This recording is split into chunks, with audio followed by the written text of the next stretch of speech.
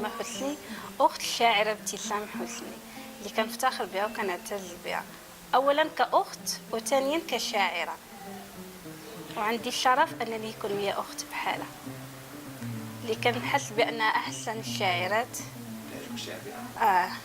شعرها في المستوى، بل أكثر من المستوى.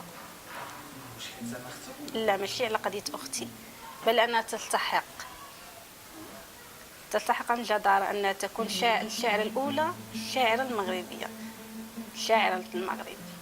أنا كنصح أي واحد أنه يتسلط ويسمع بتمعن ابتسام حسني. موظف موسمي في 8 تماما يراود نفسه على الطاعة القصوى، يمر بواجهات متاجر السكر المفتت، وببساطة العامل يشتري درهما وحيدة من قطعة حلوى، يمر على إدارات مدينته الصغيرة ويكتري شبرا من أرضه ليضع دراجة هوائه الصغيرة، يكل مكافحا لتأمين يومه وقوت عصافيره العميقة الفحوى،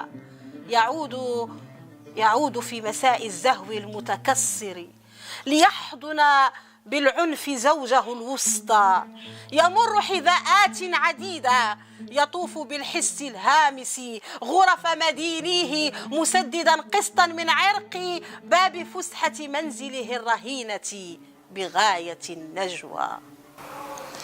هي شاعرة ثورية تنام في العسل الحامض قصائد وردية كي تستيقظ عصرا على صوت مدافع تقية لا تتوانى في قصف أرصفة شتوية، تحمي أمامنا أغنيات اللبنانية تتحمل مشقة الإنشاد خلف هيفاء صبية، ترتعش معها قلوبنا تبعا لحركات جسمها السحرية.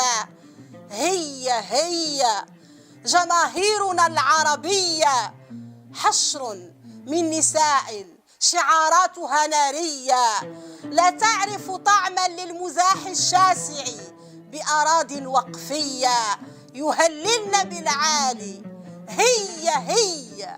هي نفس الوضعية يردد رجال من وراء حجاب. هي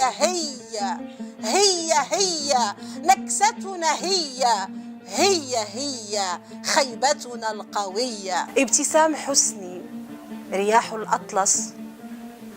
كتبت الشعر في المرحلة الإعدادية حينما أثارتني قضية فلسطين، حينما أثارتني قصائد درويش، حينما أثارتني قصائد نزار قباني، حينما قرأت للأدب الغربي فوجدت كارل ماركس ووجدت لينين ووجدت الناس الذين يدافعون عن البسطاء، عن الشارع، عن الشعب وعن الغضب، فوجدت نفسي أكتب وأرفع قلمي دفاعا عن الأبرياء، دفاعا عن الفقراء، لأنني منهم وأؤمن بهم، أؤمن بأحلامهم، أؤمن بتطلعاتهم، كتبت لهم.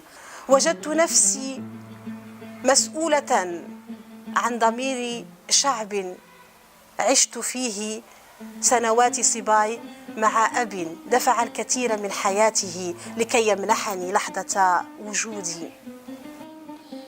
حين ننتصر ستقوم القيامة وتلوح بجونا الطائر 1000 علامة وعلامة، وننسحب من لائحة الرتاء وتتركنا من قهرها حالة الدوامة، ونحضر جمعا صلاة الشتاء على أرواح اللوامة. لم تنصت كثيرا لبشير نذير بيديه شفاعة وبين فخذيه العابرين تدس رأسها نعاما، لأنها بصراحة تخاف الانتصار بساحة الكرامة. لهذا أنا كنتمنى أن أختي تاخذ كثار من هذا المكان. أنا كنلاحظ أن ابتسام كتستحق أنها تكون الشاعرة الأولى في المغرب، وأن ذاك اللقب اللي خدات في تونس رياح الأطلس خاصهم يصادقوا عليه تهنا في المغرب، ما يبقاش يقولوا غير ابتسام حسني بل يقولوا رياح الأطلس.